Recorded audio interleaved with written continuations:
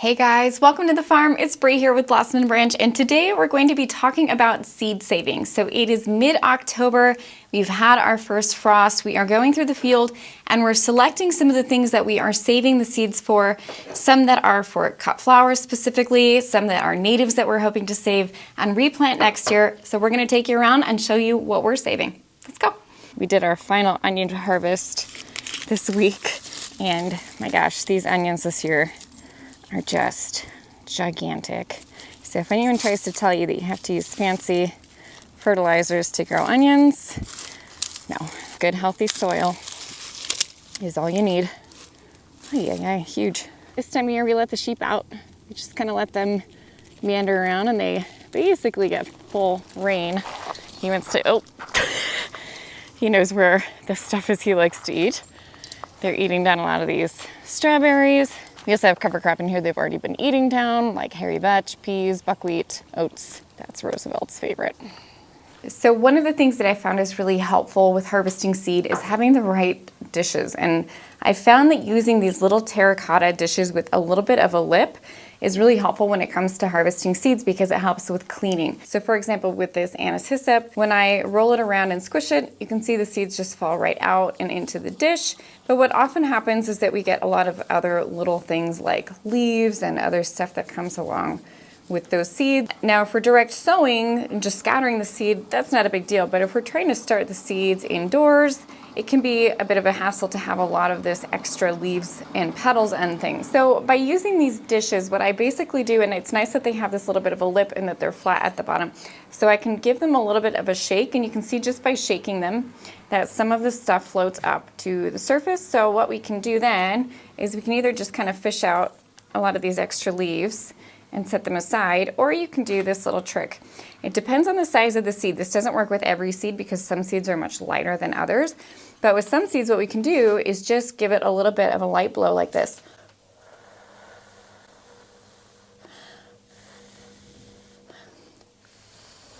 And so what happens when we do that is that little bit of chaff from the seed just kind of blows up and over the edge, but the seed is held in by the little lip. So now we have nice clean seed. So if you're going to seed this, this is much easier to work with than a seed that has a lot of other stuff in it. And we do the same with our celosia. And you can see the celosia has these little seeds that kind of fall off, but it can help if we rub them while we do it. So what ends up happening is we get a lot of that extra stuff in there. Some of it we can just pick out with our fingers, but others it's much faster and easier to do our little shake. And then just a light blow. Not too hard. If you blow too hard, some of the seeds might fall out. So it's just a really light, and then you have nice clean seed. So these dishes can be really helpful. Let's go take a look at some other things that we're going to harvest seed from this year. So I have a similar trick for fluffy seed heads. Now fluffy seed heads like sweet Joe Pye, and Joe Pye is a great native plant and I want to plant more of it, but as you can see, it's really hard if I'm going to try to indoor start it because when this seed comes apart, it has these little fluffy bits attached that help it float on the wind. So while that's great for the seed in nature, if I want to collect some and start it indoors, a little bowl like this can be really helpful. So all I do is I crumble up all those seeds right into my bowl. So now you can see most of the seeds are off the plant. We leave a lot of this too to just spread on the wind, but now here's my trick. So what I do is I just take my hand, my very dirty hand, and I just go around and around inside my dish. And you can see as I'm doing this that some of the chaff is just coming up and flying away on its own. And this is also helping to clean the seed.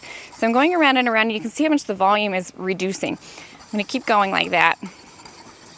And then we're going to do something called winnowing. It can be really helpful to do winnowing on a day where there's a light breeze. And winnowing just means we're separating the chaff from the seed. So you can see what we have now is a mix of chaff and seed. And this is where it gets complicated if we're going to start these seeds inside, because it can be hard to differentiate what is what. So this is where I like to do what's called winnowing. It's nice to do this on a day where there's a little bit of a light breeze, and you can see why, because what happens as I just kind of am rotating the seed through my fingers, dropping it into the pot, The little bit of breeze is helping to blow some of that chaff off to the side. So the seeds drop down. You can't see it, but you will in a second. The seeds drop down into the pot while the chaff blows off to the side. Now, if it's not a breezy day, you can always set up a little fan and have a light fan blowing and do that instead. So this is just one winnowing. I'll usually do more than one, but you can see already how much better this is. So now we have a lot more of just the seed. So I'll do a few rounds of winnowing, and you can even blow on it a little bit, just really lightly. And now you can see we have pretty clean seed. So we could do this 1 or 2 more times to make sure that we really have cleaned our seed really well. And that's a great way to deal with fluffy seeds like that. Some seeds that we harvest, we have to be very watchful of when the right time to harvest them is. And these are sweet pea seeds. And sweet peas are one of the tricky ones because they are predisposed to open themselves up. So here are some that are just about ready to do that. So this is the ideal stage that we want to harvest them. So they've gotten dry and crunchy, and if we look inside, we have nice, full, plump sweet pea seeds. But if we wait too long, what happens with these ones is the seed pods actually open and twist themselves, and they'll dump out their own seeds. So as you can see here, if we wait too long to harvest these ones, they open themselves and they twist themselves onto the ground, and then they're very hard to find. So there's a stage right in between when they're ready and before they do this, at which we want to harvest these sweet pea seeds. Over here you can see one that is not ready. So if we try to harvest too early, they're still green. And at this point, there's really nothing in here. There's no plump seeds. If we open this one up, you can see how tiny these seeds are. They're just not ready yet. So this is why it's really key to wait with a lot of these seeds as long as we can, but harvest them before they have done what nature wants them to do, which is drop their seed. Over here is another seed that I especially like to save. This is Ruby Moon hyacinth bean, and this is one that I actually had trouble sourcing last spring. They got eaten, a lot of them got eaten as they came up, and I had to sow a second round, and by the time I went to order them, they were sold out. So they're also somewhat expensive, especially if we want to do a lot of them, and I love this plant for its climbing properties. So it's an annual, and for an annual to get this big in one season to cover a trellis is kind of rare, and a lot of them that do that, like morning glory, tend to be borderline invasive. So I really like using the Ruby Moon hyacinth bean as a cover for a trellis or an arbor. So what we want to do when we're saving seeds for these ones, it's actually really easy to tell. So they are nice and plump at this stage. You can see that there's definitely a seed in here, but if we were to open this one up, we would see that they are still green. So let's pop one open that is not ready yet. You can see it's still soft and leathery. And if we popped this open, you can see that it is still wet and kind of juicy. It's green on the inside. This one is not viable yet. We need to leave them on the plant a little bit longer.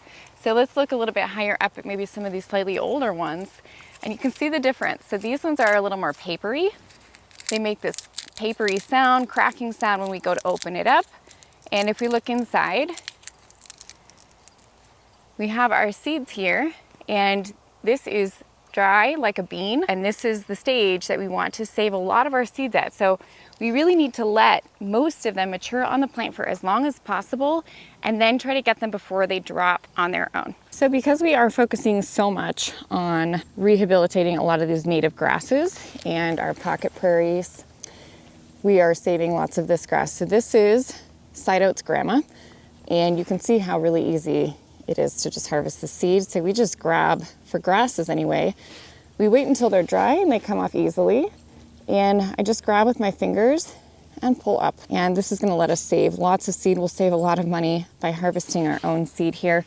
We have the side oats grandma in here. We also do have a little bit of blue grandma. And these seeds are not quite ready yet.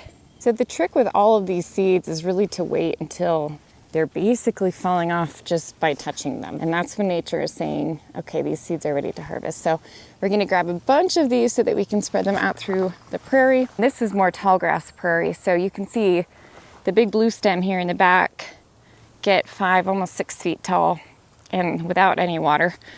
So these are a really great grass. And I'm also gonna look at these And these ones came off really easily in my hand, which means also ready to go. Now over here is an example of a seed that we actually can harvest while it's still green. And this is nasturtium. So it's just been barely touched by frost, but not hit very hard. And what you'll look for is where the flowers were. There are these plump green, and you'll just pull those right off. And then we'll just cure them. We'll just let them dry in a cool, dark spot, and we'll store them until spring. And this is a really great way to keep your nasturtium going, especially if you're like me and you use nasturtium a lot as a trap crop. Then it can be really helpful to save your own nasturtium seeds. It saves you quite a bit of money, especially if you plant a lot of them like we do. And you can also even pickle these guys. They have a really peppery taste, and you can pickle them and use them as a garnish, so kind of like capers. So this is one of my favorite North American native grasses. It's a great soil stabilizer, and it also is beautiful. You can see the bronzy seed heads on this one. They're not quite ready yet. Whenever I'm checking to see if a seed is ready, I'll gently pull on it. If the seeds come off easily in my hand, then I know that they've ripened enough on the plant for me to go ahead and harvest. These ones are still really sticking on. Let's see if we can find any that are ready, but that's a good test, is just to gently give them a pull and a tug and see if they come off. I just love the sound this plant makes. Now I don't see any that are ready yet on this one, so we'll wait just a little bit longer for the northern sea oats. All right, so let's take a look at one of these Rudbeckia that is ready. Again, the older, the better. So here's probably about what I would be looking for, is one where it's really pretty dry. You can see how dry that stem was. All these old petals here are dry. So once I get into this one, you'll see how when I just touch the top, how easily these seeds come out. This is a sign that based on nature's plans for this plant, for these seeds, when they easily come out is when they're ready to fall to the ground. Harvesting before this point can often result in seeds that aren't viable yet. Another couple that we're going to put in the native meadow blend are our anise hyssop. We're also going to be saving some aster seed, but these aren't even close. So here in mid-October, these survive frost. These are really the latest thing that is blooming here for us in the garden, and asters are a really important native plant because they are a late bloomer.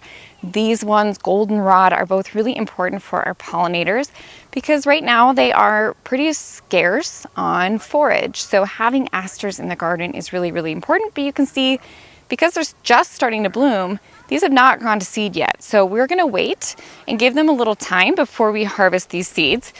But these are ready down here. So this is another great Rudbeckia called Rudbeckia triloba. And same thing, so if I just lightly touch the top of this one, you can see how easily the seeds come out. So just by doing that, I know that these are ready, versus one of these where the flower is still here.